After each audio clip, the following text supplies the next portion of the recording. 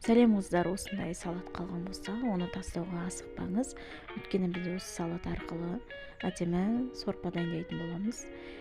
Бұл кешегі дайындалған салат болғандықтан өте суы көп бөлініп тұр. Алдымен осылай сүзіп аламыз. Сүзгіштен өткізіп, міне көрдіңіздер ме, өте құрғақ болды. Осыншама суығы шықты. Суығы бізге керегі жоқ. Енді мына салатты біз қызып тұрған майда жақсылап қуырамыз. Пияз қоспаймыз, өйткені салаттың өзінде пиязы бар. Аздаған томат қоссаңыздар болады. Енді біз тефтелидің өзін дайындауға кірісеміз. Өздеріңізге мөлшерлеп алыңыздар, қанша керек сонша фарш аласыздар. Одан кейін жарты пиязды ұсақтап турайсыз, немесе үккіштен өткізсеңіздер болады. Мен осылай турап алдым. Бір уыс күрішімізді жақсылап жуамыз, дағын қосып, фаршымызға қосып, тұзын, бұрышын салып, жақсылап араластырамыз. Күріші бәрі фаршпен бірге араласуы тиіс.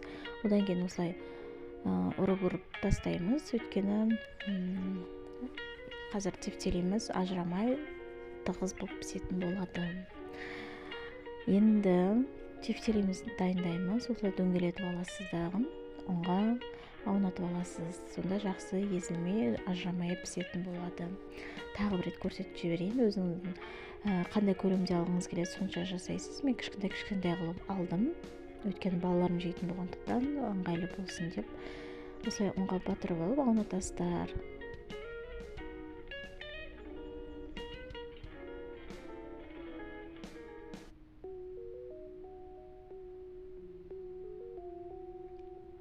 Міне қыздар, кереметте тефтелейміз дайын болды.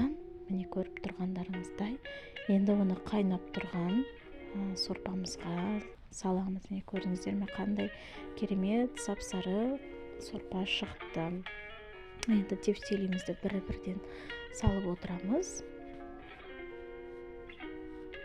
Бетін жауып 20 минуттай қайнатып аламыз.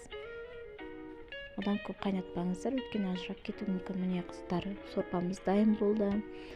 Өте қып-қызыл, әдемі шықты. Тефтелейміз езілмеді. Ас болсын.